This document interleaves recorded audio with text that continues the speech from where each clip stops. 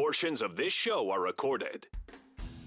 Strap in and be prepared. You just heard Baby J about 3 minutes give his entire A to Z on what was going on. I didn't interrupt you. I don't even like I got to everything, honestly. No, you didn't get to everything. Interesting guests. Kelly Graves, Mike Parker, Josh Pate, Melissa Lombardi, Yogi Roth, who said that Justin and I are smart. Sharp opinions. I can see Dan Lanning sitting in his office, rubbing his hands together and saying, yeah, bring it on. You're just giving me juice. I think you could be the type of team that has guys that excel in certain things. You don't need somebody that's great at everything. You need to be able to put guys in position where they're going to succeed. And some smiles. Is this thing on? Is this thing working? No, that's why you got to do this. You got to go. Hello?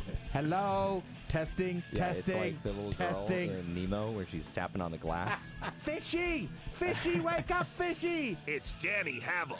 We have to be more specific. We have a lot of pickle things going on, apparently. Justin Grossweiner. It's a Schwar bomb. That's a man right there hitting that ball. Danny and Justin starts now on Fox Sports Eugene and Newport. Hello,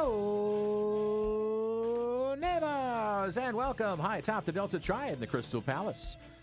The Fox Sports Eugene and Fox Sports Newport studios, the Bigfoot Beverages studios. This is the Danny and Justin radio program, the fastest 60 minutes in sports talk. And another packed show for you today on Weekend Eve. It's not raining. Yay! I'm Danny Havel. Right over there is my tag team partner, Justin Grossreiner. We call him Baby J. What up, boy? I actually didn't mind the rain over the last couple of days. My car needed a wash. I'm not going to say why. No, wait a second. You just use the rain to wash your car, do you? Well, or is it aiding and abetting the washing of the car? I do usually let the rain wash my car. I don't need to wash my car that much. Am I weird for that? No. I am fastidious when it comes to car care. My vehicles. All of the cars in our home. If they've gone too long without a good scrubbing, then I am taking it down. So I don't do it myself. I keep other people employed. Meaning the zippy car wash thing there, the fast wash down on River Road. So I'm giving them a free plug. Maybe they'll want to advertise on the show. Give Daddy a little money, a little jingle. So big show today. Travis Demers, the Mayors, as always, Thursday, but another twofer show. Twofer show. Travis Demers, the mayor of Rip City, is going to join us in a moment on the Oregon Man Clinic's hotline at 541-343-5673. And then right after him, we'll take a quick break, and we'll be back with Chris King, the voice of Washington State. They head in CBS game, by the way, 4:30 kick on Saturday at Reser Stadium. The Ducks are on a work week this week. Dan Lanning, Tosh Lupoy, Will Stein, and the rest of the coaching staff are out on the road finding new players, new Ducks, to try and bring them into the flock. Work week. So it's another work week for the players. Friday is normally a slow day for them, just a lot of meetings, and then they get ready for Iowa next Saturday. We won't know the time on that game, by the way, Justin, until Sunday. But there's really unfortunate. So there's like 5 different time slots it could go on, and it could go on either Fox, CBS, or ESPN. Could have a really early slot, right? It could have one of the early slots. It could be a big noon kickoff. We also oh yeah, I know. Thank you. You're welcome. I see. You know what's interesting is that you flashed up that sign to me, and I had to do this because I can see really close with my readers on, but I can't see far away with the readers on. You're a blur to me right now when I I do that. You're just like for a the blob. reading. Yeah, just do it for reading. Then I stick them up here. Yeah, it's fine. We'll have the Rip City recap in a moment. Blazers win last night. They were up big. They were at like 22-point lead, and then they blew that, and it took Drew Holiday. Held on at the end, yeah. Drew Holiday last 4 free throws to secure the 134 win. So a 2-game road swing so far, and it's a 2-0 road swing because they come home to take on Denver on Halloween night, which is tomorrow night. So let's do the we also have Big Ten power rankings today, right? We do it that'll be the last segment of the show. So let's listen to the recap, and then we'll get Travis. From name distance, it's time for your Rip City recap. Sharp attacks, kicks, Holiday down to the corner for Kamara for 3. That's good. Throws it out to Sharp, loses it, gets it back. 7 to shoot, deep 3 from Shaden. That's good. Shaden's hit 2 in a row. Avdia pushes with tempo, finds Holiday, right back to Denny, jams it in. A beautiful scoop from Holiday, finding Avdia. As the Blazers have the lead, 61-60. Back to Holiday with 9 to shoot. Backs it up on the wing for 3. Yes. Holiday's third three of the night. He's got 21 to lead the Blazers. His third 20-point game in 5 games for the Blazers. He only had 5 for Boston last season. Here's Denny with it. Top of the key. Now he attacks. Drive, stops, slings it to Kamara. Open straightaway three. That's good. The Blazers needed that one. Third made 3 of the night for Kamara. He's got 17, 127, 116. Filipowski will get one more. He missed it on purpose. Rebound, Drew Holiday. 2 seconds left. He's going to dribble out the clock. It's a Rip City winner. All right, nice game, tight game, as we head on over to the Oregon Man Clinic's hotline at 541-343-5673. We welcome in the mayor of Rip City. It's Travis Demers. You can follow him on Twitter at Travis Demers. Just spell out the Demers and the Travis. Just put them all together. So, Travis, small sample size. It's only 3-2 on the season, but a good start. But one thing I want to ask is, how has the team kind of reacted to all the stuff off the court, pending new ownership, Chauncey's not there, head coach isn't there. So how's the team unpack this? Man, that is a lot, right? The things you just mentioned, any team that is in flux with a new owner coming in is going to have, that on their mind in some way. I don't know how much the players think about that, okay, right? That might be more everybody but the players. I really don't know how much they're thinking about that. Obviously, some things that happened last week have, changed the way the players going about their day-to-day. But on the floor, I don't think anything's really affecting much. I mean, the rest of the coaching staff is still in place. Everything else is still business as usual. The players are picking each other up. They have veteran leaders. Tiago Splitter has done a very good job leading this team. Yeah, it's a small sample size. It's 5 games. But I really don't think any of the outside noise or anything that's happening off the court is affecting them. They seem to be pretty focused, and it's a nice thing to be able to see when there is so much going on, to be able to focus on basketball. We talked a lot in the offseason about how the makeup of this team was going to look coming into this season, and after draft day with Jan Hansan and all of and not very many other moves going on, you kind of got an idea of what the core of this team was going to be. So again, and I'll just keep saying with a small sample size, is it kind of molding into what maybe you were seeing off the court, on the court? Yeah, 100%. I mean, this is exactly what we expected, in one way or another, right? Because, like you said, the roster hasn't changed a whole lot. There are some changes, yes. Anthony Simons, DeAndre Ayton, they're out. They bring in Drew Holiday. Blake Wesley has come in. Scoot Henderson has not played yet this year. Robert Williams III has not played yet this year. But the identity of this team on the floor was going to be defense. Yep. And tempo, and that's what it's been. I mean, yes, you can look at the score last night and see 134 points and say, well, where's the defense? It was there. It was there, forcing turnovers. Defense doesn't just mean holding teams to under 100 points, right? There's so many other things that factor into that. So we are absolutely seeing that.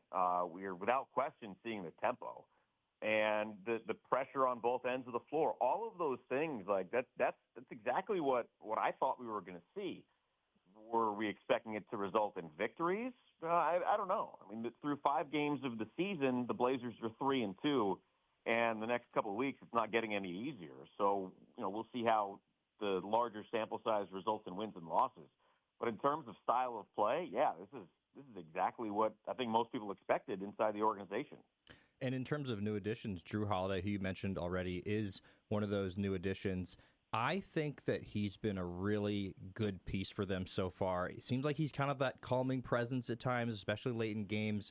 Just how do you see his fit so far on the floor? And just where do you think he's at in his career? Like, do you think he's still, kind of got it? I mean, there was some concern, I think, coming into this year, a little bit of a down year last year for him. Like, do you think he's still, got the guy he was?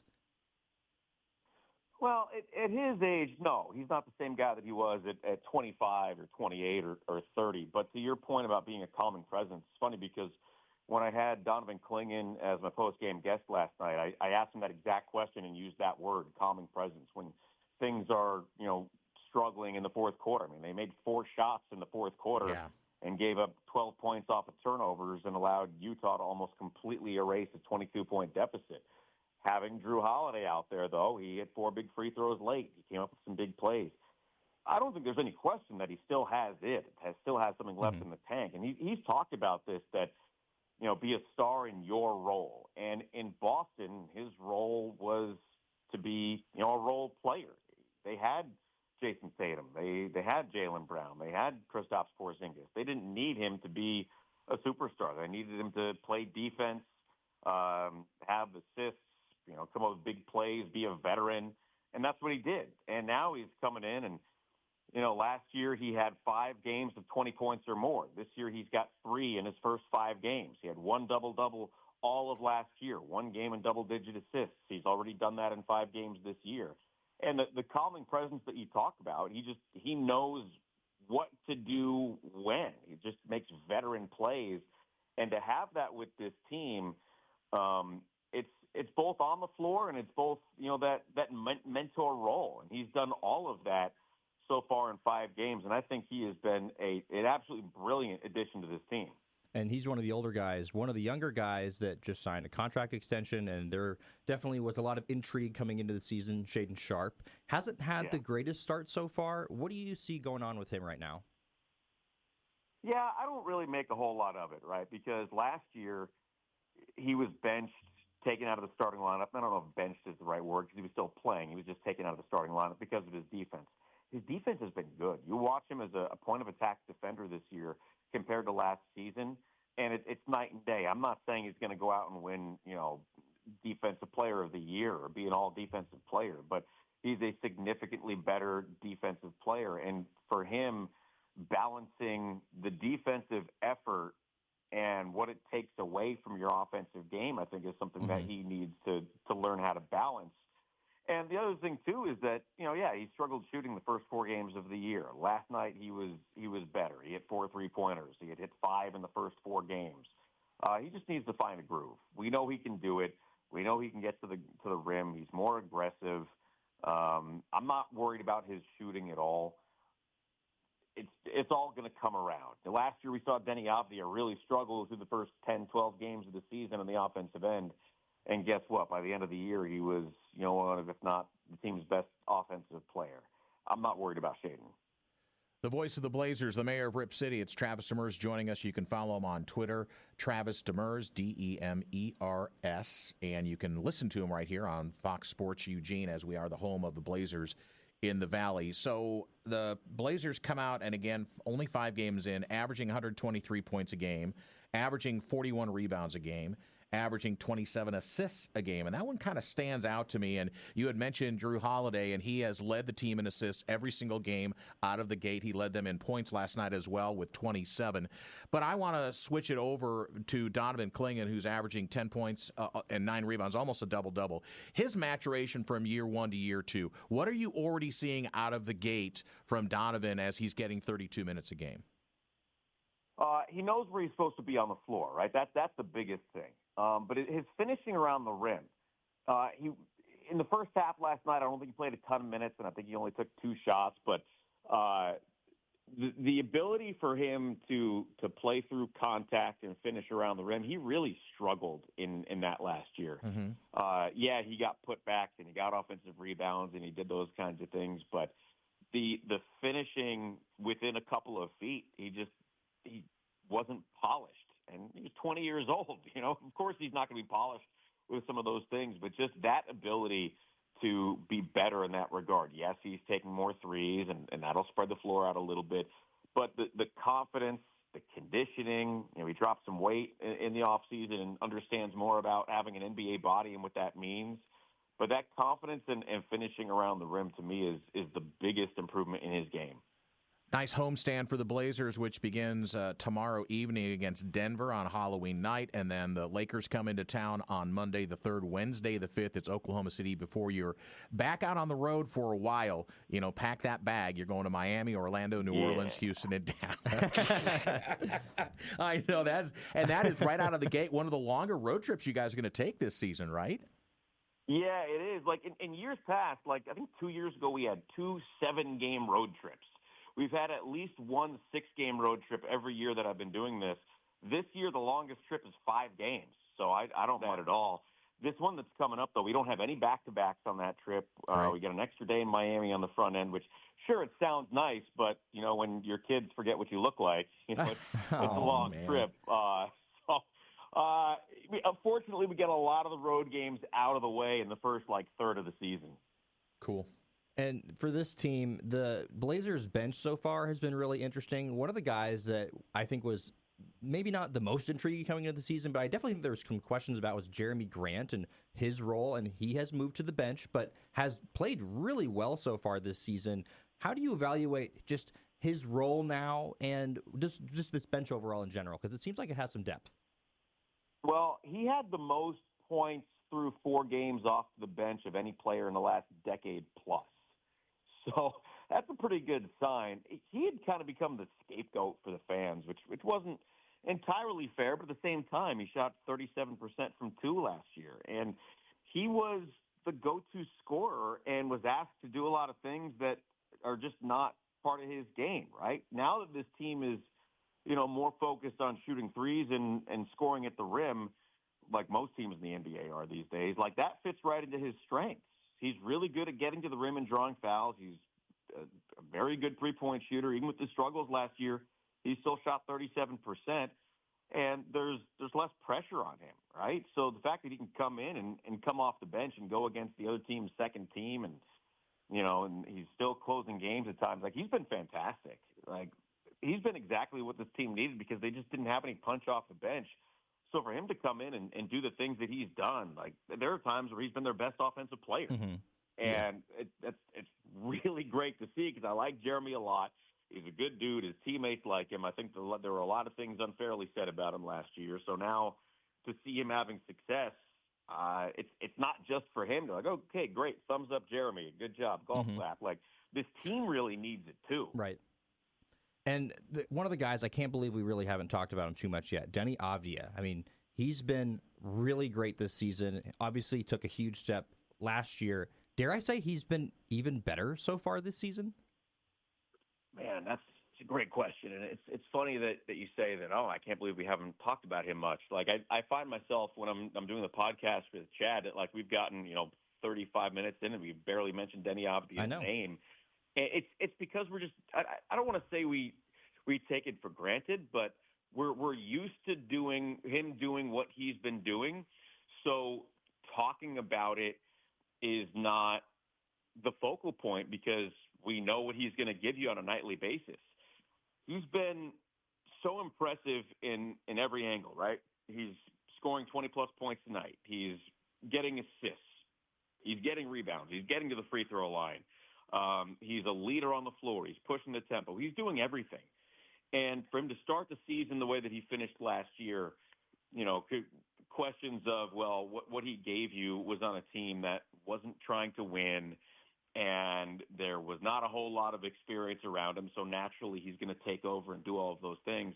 No, I think that's just who he is. And for him to finally have his game unleashed and be able to do all those things and be given the freedom to do all of those things, he's been terrific. And he's, turning the ball over a little less than he was last year, which he even acknowledged that was probably the area of his game that needed the most improvement. He is so much fun to watch out there. It's Travis Demers joining us, and you can hear him right here on Fox Sports Eugene as the Blazers. It is a marathon. It's not a sprint, and the NBA season just uncorked it as the Blazers are 3-2 heading into the Halloween matchup against Denver as the Joker will come into town 7 p.m. What are you going to go as tomorrow night, Travis? You gonna dress up? Oh, man. Come on. I know your kids. And I remember this is FCC regulated. I know your kids want you to dress up. Yeah, my kids are going to go as Mario and Luigi. Nice. I obviously will not be with them, unfortunately. I don't think I'm going to do anything. Okay. I'm kind of past the point of dressing up for the attention of it. I don't like attention as it is. So if I'm with my kids and they want me to dress up, sure. You're down. Or if it's a group thing and the whole, broadcast crew is going to do something, then yeah, I'll do that with them.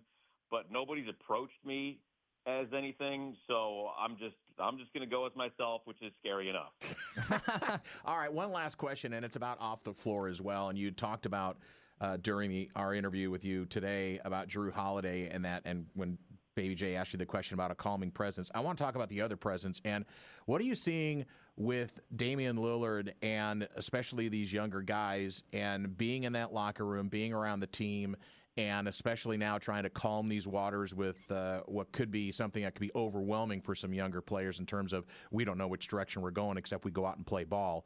So talk about what Dame has really brought to this franchise coming back.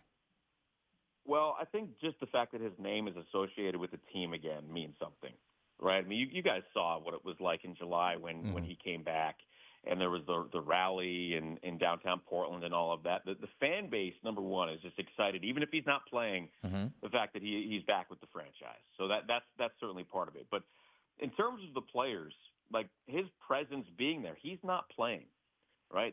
Nobody's looking over their shoulder because they're taking a shot in a game that they think Dame should be taking, or the media or the fans think that Dame should be taking. There's none of that that's happening that is taking away from the development of the players. But his presence, they talk to him. He's around. He is there at shoot-arounds. He's been at the games. He's involved in all of the team activities without playing in the games and without practicing. But he's there. And seeing the way that a veteran who is not going to play this year is still engaged with everything, that it's leading by example.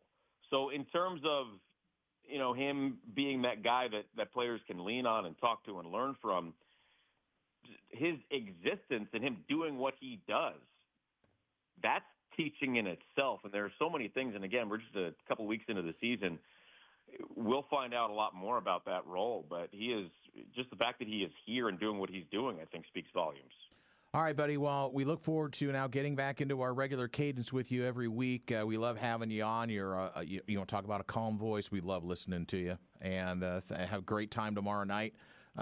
Being away from your kids, we get to see Joker on the floor against the Blazers. Should be a pretty good matchup. Yeah, I think so. The Blazers did beat Denver twice last year. So even though they've struggled with him, Denver's playing really well. The Blazers are playing well. I think it's going to be fun. All right. Thanks, Mayor. Appreciate you, bud. Take care. Thank you, guys. All right, there goes the great Travis Demers, Mayor of Rip City. Again, you'll be hearing him weekly here on this little radio program, and you'll be hearing next the voice of Washington State Cougars and the Beavers. It's not quite Pac-12 after dark, but it will be dark by the time they're done. 4:30 kick at Reeser, an old Pac-12 matchup. It's Washington State and Oregon State. We'll have the voice of Washington State, the Cougars, Chris King, on the program next. You ready with your Big Ten power rankings, by the way? Yeah, always. I'm just going to tell you I'm not. You're not? No. This is the one time where you are more prepared than I am. No, you're always prepared. Well, you've got 3.5 minutes, buddy. All right, Chris King coming up next, Danny and Justin. Once again, our big thanks to the mayor of Rip City, Travis Demers, for joining us, giving us a great breakdown of the Blazers. Just 5 games in, 3-2. They play tomorrow night against Denver at home at Moda. They're home for the next 3 games, and they're out on the road for 5 as he makes that Florida swing. And we'll have Mayor on next week. Also, Big Ten Power Rankings with Justin and I coming up in just a moment, but we're going to lock up the Oregon Man Clinic's hotline once again and bring in a returning guest and the voice of Washington State Athletics. It is the great Chris King. Chris joining us, getting ready to come down to Corvallis. Last time these two teams met was last year in Corvallis, 41-38 OSU victory, and a new look and a new year and an independent schedule for the Cougars this season. 4-4 on the year, and Chris, welcome to the program. Welcome back. Guys, it is great to be back on with you, and I'm fired up for this game this weekend. Wow, he does sound fired up, doesn't he, Yeah. Justin? Absolutely. Yeah. All right, so Washington State 4-4. Last month of the season has been positive. You almost knock off Ole Miss. You have a tight one against another ranked team, Virginia, and then you come back and you have a family weekend where it was victorious against Toledo. So the last month for this Jimmy Rogers squad, talk about it and talk about the progression of this team, Chris. It's a good question. I would say maybe the big theme for this year, one of the major storylines is the quarterback position for every football team. going into the season, you lose John Mateer from last year. John Mateer heads off to Oklahoma, and he did such incredible things here last season. So how do you replace him?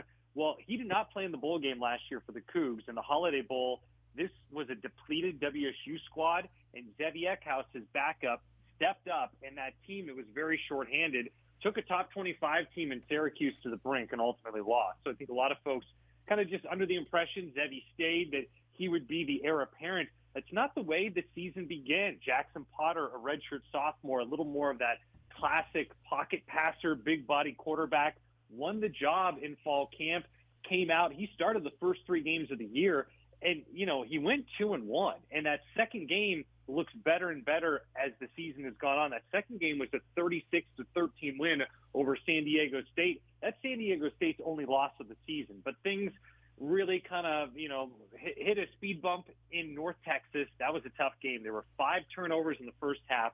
Cougs lost that game 59-10. And after that is when there was a reevaluation of the quarterback position, and then Zevi Eckhouse became the starter. So the guy most fans thought was going to be the starter going into the season, he was able to take the job, and he has done a really nice job from there. And maybe not the biggest guy, but can do enough with his legs where he's a threat in the run game. And he's a senior. He just kind of has that moxie to him, that leadership, and that has really helped. And beyond that, the defense, which is Jimmy Rogers, that's his calling card, is he's a defensive coach. It has stepped up and has performed in a big way. You mentioned those 2 games. You go on the road at Ole Miss to number 4 Rebels. You go there to Oxford, and you lose only by 3 points, 24-21. That Virginia one still stings. The Virginia game on the road against number 18 Virginia, you lose 22-10. Cougs were up by 10 with 10 minutes to go, and felt like that one slipped between their fingertips. So it was a nice one to bounce back and get the win over Toledo. But that'd be the 2 big things: the quarterback play of Zevi Eckhouse and the spark that's provided the offense, and the way this defense has continued to improve week in and week out. Chris, I think it's so fascinating comparing this Washington State team and program with Oregon State, because they're kind of in the same boat. And really, it feels like Washington State kind of went through the trials and tribulations that maybe Oregon State's going through last year. What is the sense of confidence in this program right now? Because I know for Oregon State, there's just a lot of turmoil going on right now. Not necessarily the most confidence from the fan base, but what is the confidence level for the Washington State program and just those around it? Because it just feels right now, at least there's a good direction that's being headed. That is an interesting question. I think you're trying to maximize this year, and for the Cougs, bowl eligibility is definitely a possibility. And it was a harder schedule in the middle chunk of the year between the Apple Cup and those 2 games against now top 15 teams in Ole Miss and Virginia. That's now kind of past you. So you feel like, every game on the schedule, you still have to go back east again to play James Madison.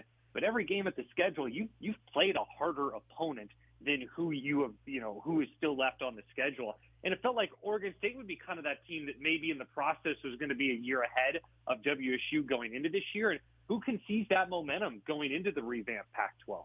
Who is going to be, and WSU and Oregon State plan on being at the very top, but that's easier said than done, because every team that's joining the Pac-12 also sees this as a great opportunity to make a mark for their program. And I think a ton of credit goes to Jimmy Rogers. He is, and I don't know if the 2 of you or anyone listening has had a chance to watch a press conference from him yet. Oh, I have. He radiates, so he radiates intensity, and you wonder, like, okay, that is how this guy is. I mean, I've spent plenty of time with him, and I've thoroughly enjoyed it. There was a question that was asked a couple of weeks ago in one of his Monday press conferences, and the Cougs have struggled with tackling at times. That has been an issue for the defense. And he was asked about tackling, and he just sort of looked and had this, like, he could cut right through you with his look, and he said, "It's burning my soul." And that was not just an expression. You can feel it burning the man's soul. So he has been able to put his fingerprints on this program in a very short amount of time, and it feels like it's made in the mold of him, who is no nonsense, who is a straight shooter, is not going to sugarcoat it, but also loves his guys up, and I think they love playing for him. So it's hard. There's 75 new players here as part of the program. It's hard to turn around a team that quickly, but he has done an incredible job of establishing his culture here at WSU. Yeah, it sounds like exactly what Oregon State needs right now. And just thinking about these two teams, Jake Dickert had that great quote last year of, "They're not our buddy." And I'm just curious of your thoughts. Like, what is the relationship between these two programs? Obviously, that we kind of talked about, they're kind of in the same boat. But, like, is this a rivalry now? Like what is this going on right now between these two teams? I like how you bring that up because I remember Jake Dickert saying that for the first time last year, and it kind of caught me off guard. I think when it comes to the competitive aspect, heck yeah. I mean, these two teams are going to be battling it out in every single sport for hopefully what is one of the top spots in the revamped Pac-12. It did catch me off guard because I just think there's these two programs, these two athletic departments have been through something that no one else has been through. There is no apples to apples comparison to go to say, hey, WSU and Oregon State, you're kind of brothers in this. So while on the court, on the field, on the recruiting trail, it is, you're going all out to win and all out to compete. I do feel there is a kinship there between WSU and Oregon State. So, I mean, it is going to be both teams fighting on Saturday. For the Cougs, that means if they get a win, they'll have 5 wins on the year. That means they can come back home and have a chance to, in front of a home crowd, secure bowl eligibility in their next game against Louisiana Tech. In the last 2 years, Washington State has been 1-3 in November. The last 2 years, there have been a lot of good for the Cougs. Washington State was in the top 25 when they came to Corvallis last year. Washington State had Cam Ward 2 years ago and had a strong start to the season. Things petered off towards the end. And under Jimmy Rogers, that trend be reversed? I know for Oregon State, it has not been an easy fall. There is no doubt about that. But they're also trying to chart that new path forward, and there's nothing that they would love more than to get a victory here on Saturday and have something to feel good about in a year that there hasn't been a lot to feel good about. You can follow the voice of Washington State Athletics at Chris King Sports on Twitter. He joins us on the Danny and Justin radio program. Washington State's traveling almost 16,600 miles in their 6 road games in 2025. Most of those are beneath them as they return 21 players who earned a varsity letter back in 2024, and 21 players have made their collegiate debuts this year for Washington State. But I want to flip this over to what you see on the scout for Oregon State. Now, interim head coach Rob Akey has been very coy about not naming who the starting quarterback is publicly. He says the team knows. It could be Jabari Johnson, Malik Murphy, maybe a combination of both, but wildly different quarterbacks under center and styles that they bring to the game. So does that matter in the scout, Chris, or is Jimmy Rogers so dialed in and so intense with this defense that he's preparing for every instance? I think a little bit of both. I think definitely preparing for everything. And for Oregon State, I understand why you're being coy. I love that. I use that exact word when talking to a member of the coaching staff today about the fact of what are you preparing for with Oregon State. Obviously Malik Murphy, there was a lot of excitement with him coming in. And I know for the Oregon State perspective, it unfortunately has not translated into the productivity and the wins that Beaver fans would hope for. And Jabari Johnson adds that dimension with his legs. Going back and watching the Lafayette game, especially in the second half, what he was able to do, what the offense was able to do. And it is remarkable to me because I still have that game last year, the 41-38 loss in Corvallis for WSU to Oregon State, burned in my mind. And I'm thinking about what Trent Walker did in that game, 12 catches, 136 yards. Anthony Hankerson had a quality performance in that game. Those two skill guys, I've seen those guys have success and incredible success in their career. So even though it hasn't translated to the wins for Oregon State this year, I know there's still a lot of talent for this Oregon State team. So that's what the Cougs will be tasked to do, at least one time here, and I guess they're going to be hoping to do it twice over the next month.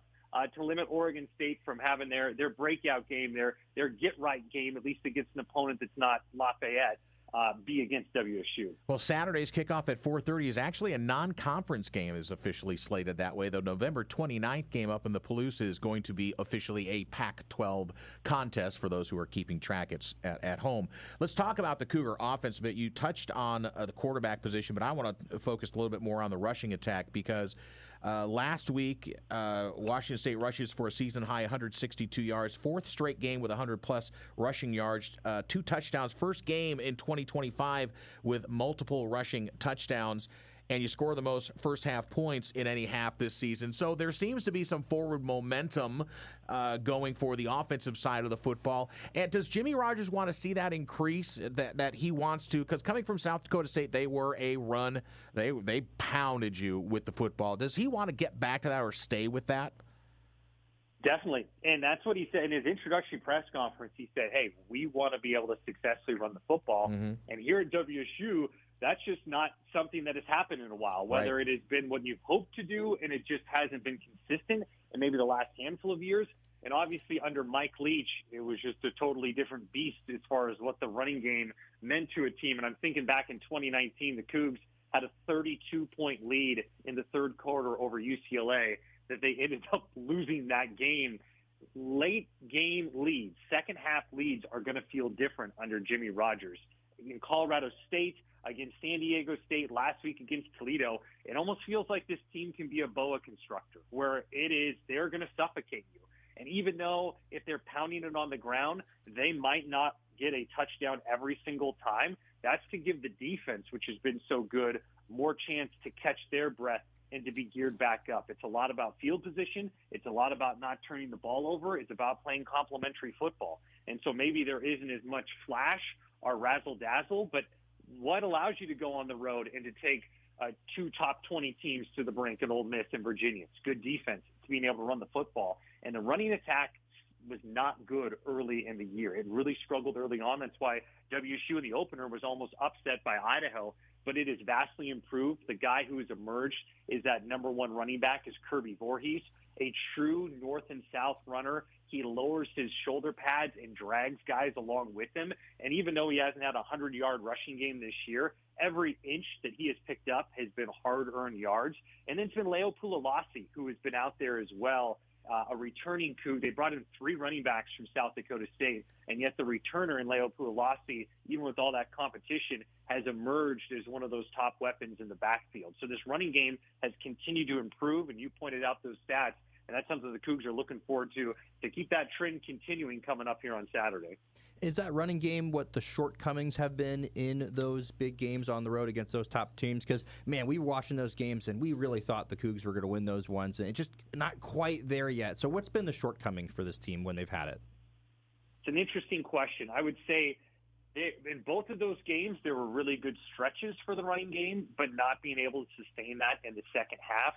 Also just, maybe a couple timely misses on defense, but it would, coming down to the running game in that Virginia game, it felt like maybe I don't know about the moment got too big. It got loud there at Virginia. It just had not been a spot that offense had been in yet. And after having a strong first half, the momentum seemed to peter out. So that's going to be something because I know Oregon State, they're looking for a catharsis. They're looking for something to be excited about. And I know Lafayette was a great win to get the goose egg out of the way underneath the win column. But they're looking for a win that's not against an FCS school. So what does that look like if the Oregon State fans start to have something to cheer for on Saturday and things start to go their direction? When WSU has faced some adversity, can they learn from that, ultimately not pulling off those wins against Ole Miss and Virginia? Game slated to be the 109th matchup between the two teams. Cougar lead the all-time series 57-48-3. This is not the first time, by the way, Justin, that these two teams, I know Chris knows this, have played twice in one season. Oh. Right? This is the second time that they are going to play twice in one season. I know you know this, Chris. 1945. There you go. See, I know you knew it. I'm not setting you up. I mean, you're a smart guy, so you've done your homework. So last question for you. Is there any stretch of concern that you've got a wounded beaver in the corner trying to fight their way out, and they've got nothing to lose? They're playing with house money now. They know they're not going to a bowl game. The season's been lost. The head coach has been dismissed. You've got an interim head coach who's trying to fight for getting the job full-time, even though he hasn't necessarily declared it publicly. But Rob Akey, who's up in your neck of the woods at Idaho for a bit, wants this job, I think, but I don't think the Beavers are going to go that direction. So is there any concern that this might be, a team that just has got nothing to lose? 100%. And not just for Rob Akey. I mean, that's his storyline as part of this game. So not only did his head coaching career take place here on the Palouse, how did he get the job at Idaho? He was the defensive coordinator at WSU before crossing the border and heading over to Moscow. So Rob Akey was the defensive coordinator and was on the staff at WSU for, I believe it was 1999 through 2006. So for him, I mean, and Akey, as you have all learned by now, and it doesn't take long, is a larger-than-life character. I mean, he is a walking soundbite. He is just an incredible interview, an incredible ball of energy. So, of course, Oregon State, all those players want to win. Of course, Rob Akey would love nothing else than to beat the program that has been such a big part of his career. So there's no lack of storylines. And Jeremiah Noga is a wide receiver for WSU who had spent his entire career before this year at Oregon State. So in this era, I know WSU's first 5 games of the year, there had been at least one former player on the opposition, which is still so strange for me to wrap my head around. Yeah. But here we are in a conference opponent game where Jeremiah Noga is going to be going against his opposing team or his former team. There's just a lot of different layers to all the different aspects of this game. Well, Chris, have a great call with you and your crew. Safe travels down and across I-5, and good luck on this Saturday late afternoon. It's going to be not Pac-12 quite after dark, but it's going to get dark. Yes, I'm looking forward to it. Thanks for having me on, guys. You bet. There he goes, the great voice of Washington State athletics. It's Chris King, one of the up-and-comers in this biz. When we come back, Justin and I will discern our power rankings in the Big Ten. And we'll reveal, I don't think there's much issue with the top 3, but we might have some differences between 4 and 10. I think we will. Okay, counting on it. I think we'll make that happen next on the Danny Justin radio program. Keep these guys focused on local sports, would you? I'm trying, Jennifer. All right, last part of the program. We do our Big Ten power rankings during the season. We wait a few weeks before we do our first power rankings. People are like, well, you didn't do them starting the season. Well, we didn't have anything to talk about because we don't have enough of a sample size. Danny friends. doesn't like rankings early in the season.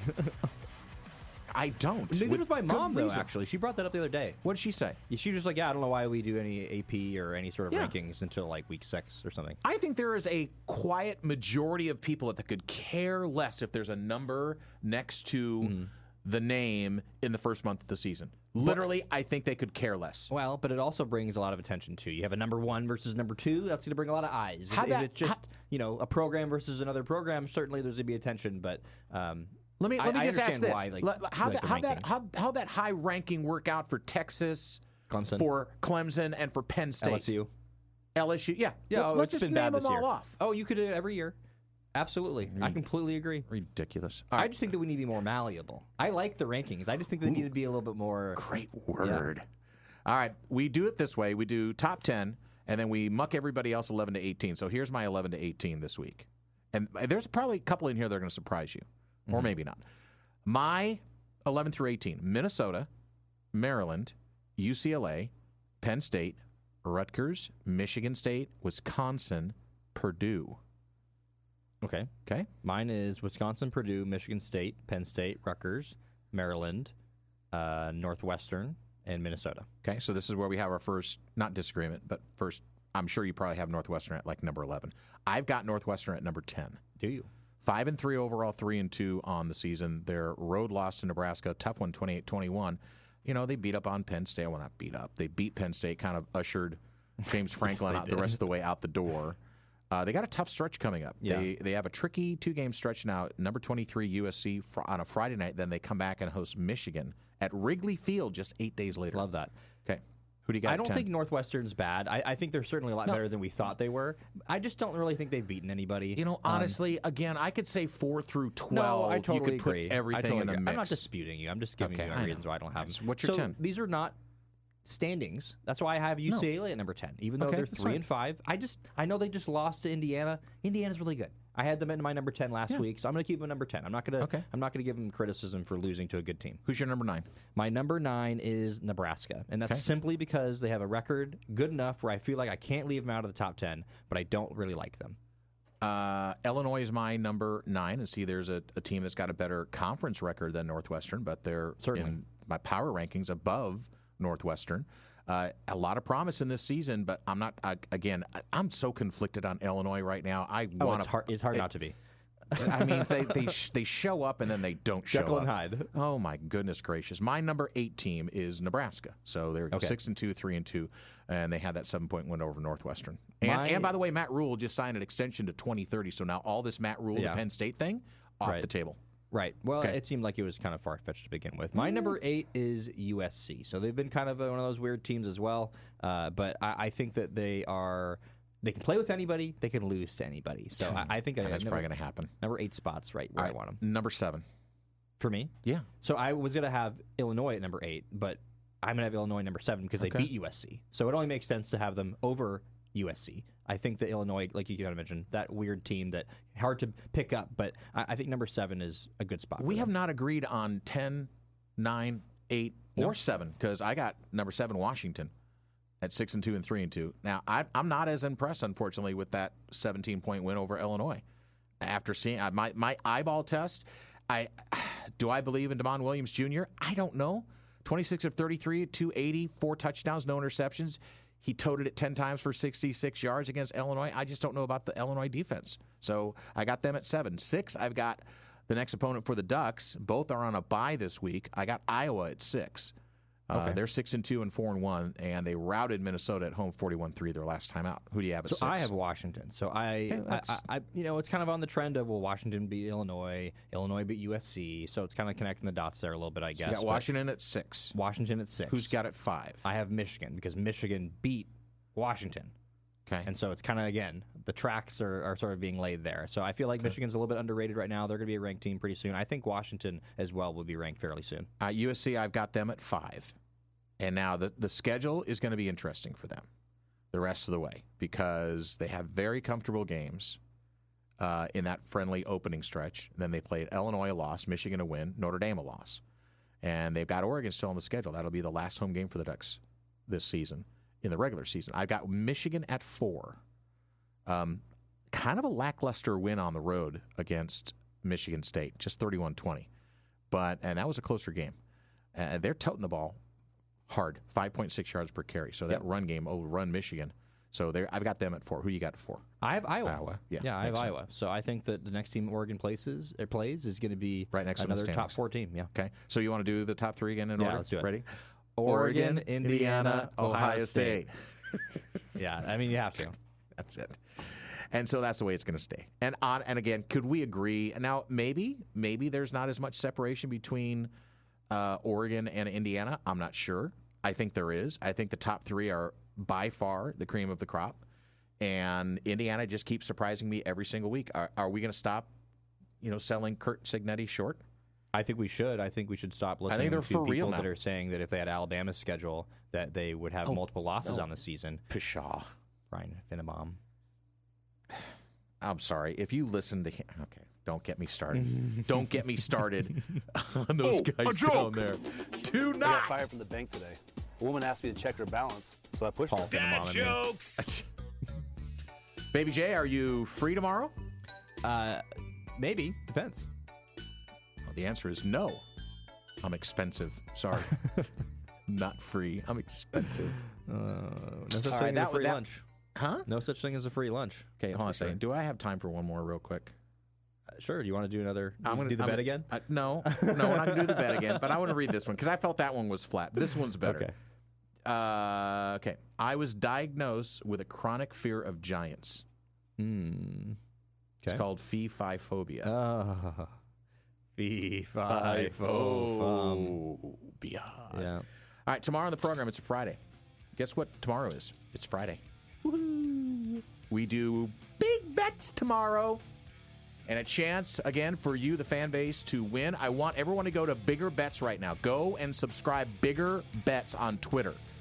Just follow. You don't have to subscribe. Follow us on Twitter at Bigger Bets. Also follow Danny and Justin if you don't mind. We are going to put the games up there tonight. You can start putting in your guesses on who's going to win to bet against us and the tiebreaker, and we'll read them on the air tomorrow. And you'll be entered to win. 100%. Right. All right? We're going to go over all the rules tomorrow as well. So go to Twitter now. Bigger Bets. Put a smiley face, someone else's. They deserve it, so do you. Thanks for listening. God bless. For Baby J, I'm Danny. Peace.